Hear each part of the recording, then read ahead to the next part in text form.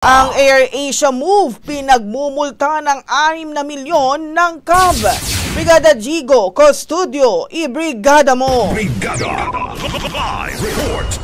Pinagmumulta ng Civil Aeronautics Board ang AirAsia Move dahil sa umano'y labis at hindi makatuwirang presyo ng pamasahe sa kanilang booking platform. Ayon sa DOTR, ang hakbang na ito ay upang tiyaking may patas, ligtas at abot-kayang biyahe para sa bawat Pilipino. 6 na milyong piso ang ipinataw na multa laban sa online travel agency na nagsisilbing malinaw na babala na hindi palalagpasin ng pamahalaan ang anumang uri ng pang-aabuso sa mga pasahero. Tiniyak naman ng DOTR na patuloy nilang poprotektahan ang karapatan ng mga mananakay at pananagutin ng sinumang lalabag sa mga umiiral na batas ukol sa proteksyon ng consumer.